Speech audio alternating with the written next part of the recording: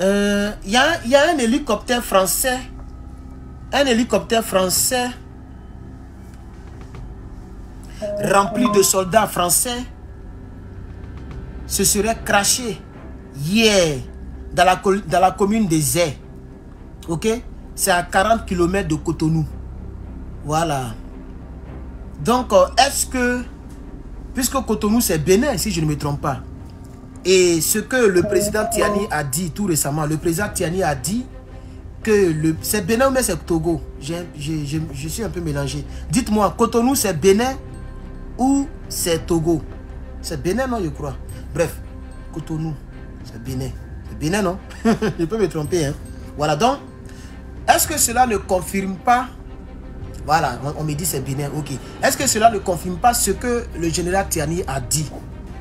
Parce que le Bénin fait frontière au Niger.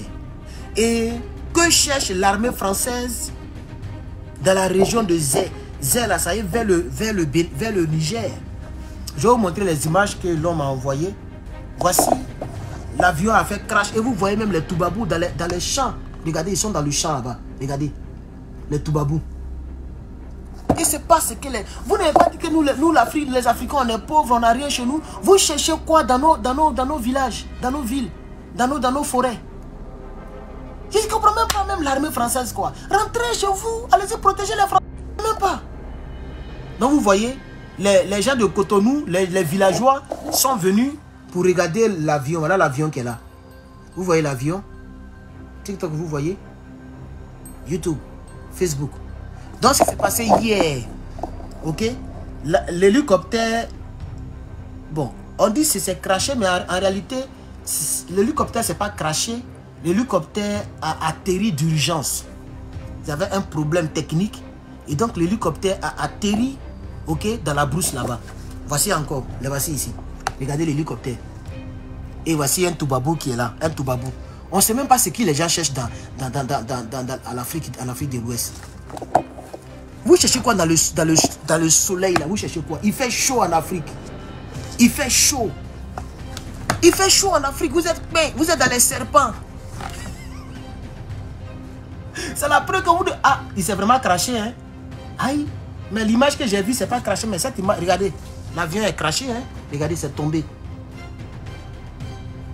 Je ne comprends plus les images. Puisque les autres images, l'avion est bien arrêté. Et comment ça se fait que c'est tombé encore? Hein? Et voilà un Béninois qui est en train de montrer l'avion qui est tombé. Bon, moi, je ne comprends plus très bien ces images-là. Dans la même brousse, on voit l'avion qui a bien atterri. Et dans les autres images, l'avion est renversé. Bon, je ne sais pas si c'est les sorciers africains qui ont commencé à travailler. Mais regardez, l'avion, il est renversé.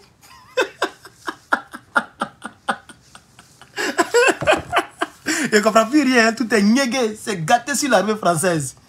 Hein? Regardez, c'est écrasé vraiment.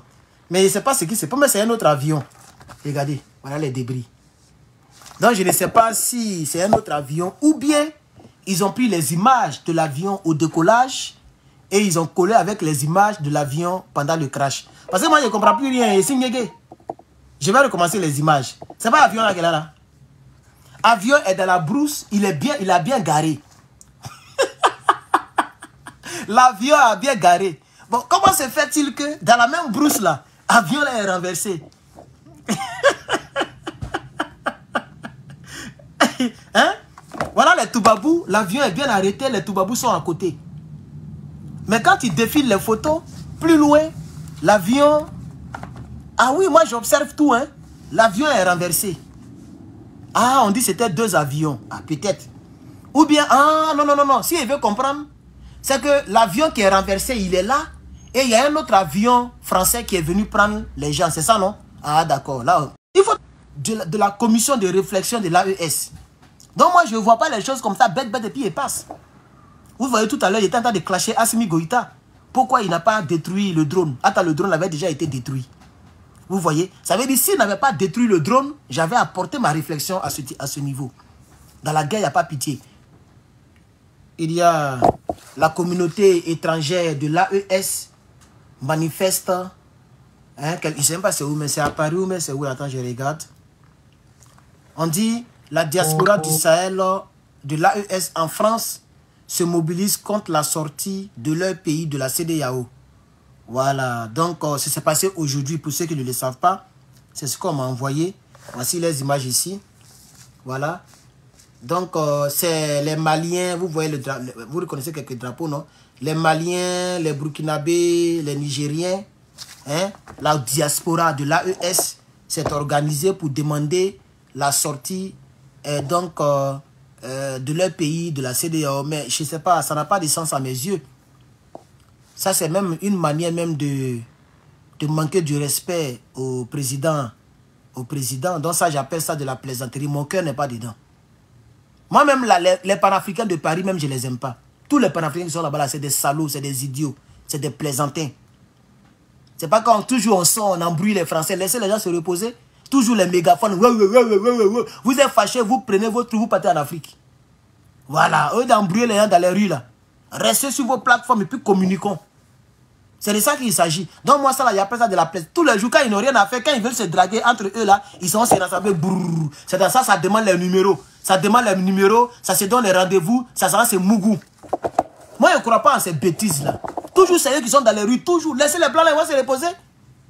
Vous connaissez l'Élysée, allez-y à l'Élysée là-bas. Toujours vous fatiguez les gens. Donc moi, ça c'est moi-même, c'est mon point de vue. Hein. Je peux être bizarre, mais c'est ça qui fait ma particularité. Moi je ne suis pas le troupeau, moi. Je ne suis pas le troupeau, je ne suis pas un mouton. Voilà, donc ça là, moi je ne crois pas trop en ça. Sinon, ça s'est passé aujourd'hui. Ils disent que non, on manifeste. Hein? On manifeste pour que le Mali, le Burkina, le Niger sortent de la CEDEAO. Mais ils sont déjà sortis. Quand ils sont sortis, vous cherchez encore. Ils sont sortis, ils ont donné quelques mois, 3 mois ou même quoi, pour signer. Sinon, on a écouté le général de brigade, il a été très clair. On a écouté le capitaine du bateau, il a été très clair. Vous voulez quoi encore? Je ne sais pas si vous comprenez de quoi je parle. Hein? On a écouté les présidents là. En tout cas, moi j'ai écouté les 2 présidents que je viens de citer. La dernière sortie du général de brigade, il a été très clair concernant la CEDEAO. La dernière sortie du capitaine, même quand il était avec Alain Foucault, il a été très clair. Il dit notre itinéraire, quoi là même là, notre itinéraire, il a employé un mot là, non-retour, voilà. Notre itinéraire est un chemin de non-retour. Donc pourquoi vous partez, vous engouffrez avec des téléphones, il fait froid, vous criez, la diaspora veut la sortie de... On est bien sorti. Moi je pense que c'est de la comédie et donc je vais passer ça. Voilà. Je pense que c'est de la comédie. Ça c'est... Moi c'est ma pensée personnelle. Voilà. J'ai une vidéo que je ne peux pas montrer ici où on voit beaucoup de motos sans propriétaire. Hein? Les terreaux ont été mangés, mais je ne sais pas vraiment. C'est au Mali. Ok, c'est au Mali. Donc un groupe terreau à moto complètement décimé par les forces de défense et de sécurité. Dans cet extrait vidéo, les renforts envoyés pour soutenir les terreaux ont été décimés sous le choc face à l'échec cuisant infligé par nos FDS. La vidéo est là. C'est vrai qu'il n'y a pas de cadavres, mais si on montre, les plateformes vont interpréter ça de manière bizarre. Mais on voit beaucoup de motos sans propriétaire, il n'y a personne dessus. Les motos ont garé quoi? Plein de motos. Si vous voulez, je peux mettre en pause.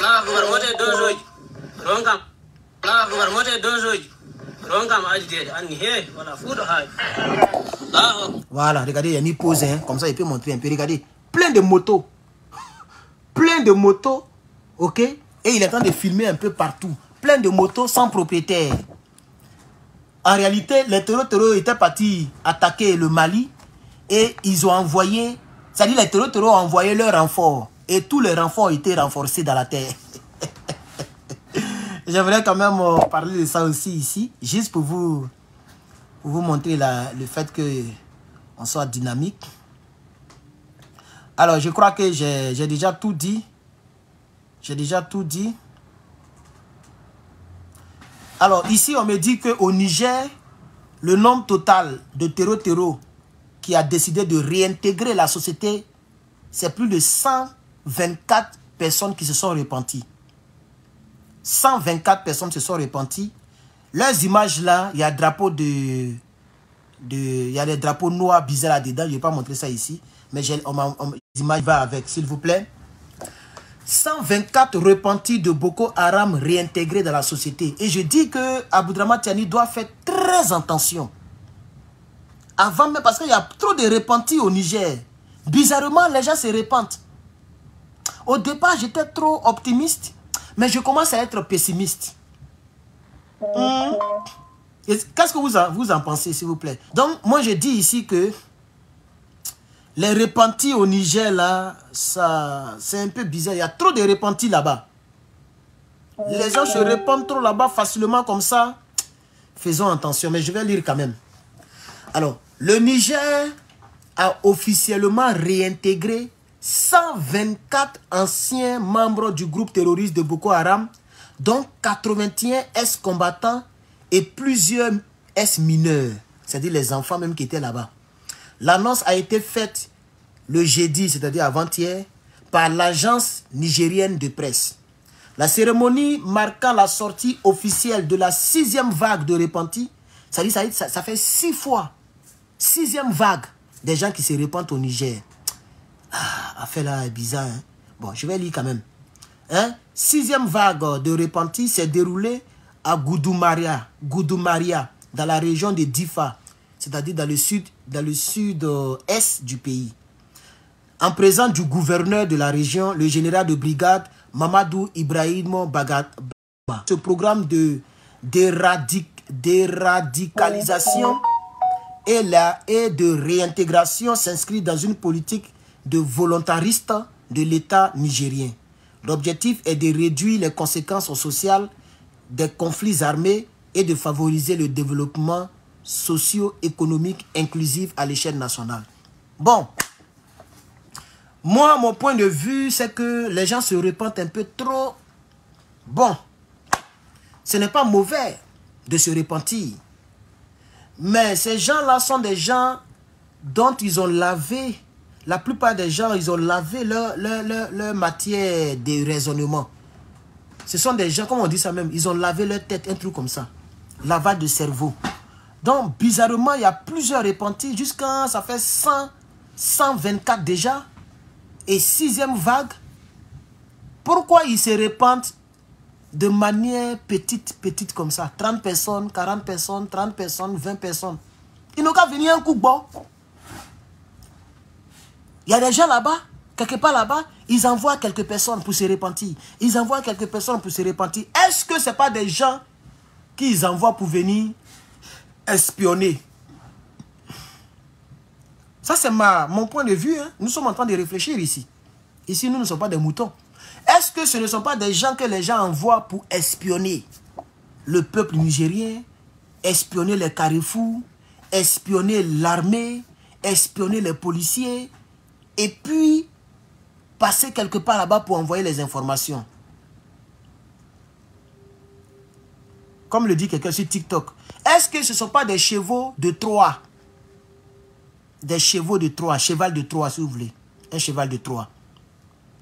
Est-ce que ce n'est pas des gens qui sont là pour ouvrir les yeux et vérifier partout? 124 pour 6 vagues. C'est très petit. Ça veut dire qu'on les envoie petit. Quand le groupe qui va là n'arrive pas à faire les missions, on envoie encore un petit groupe de 6 personnes.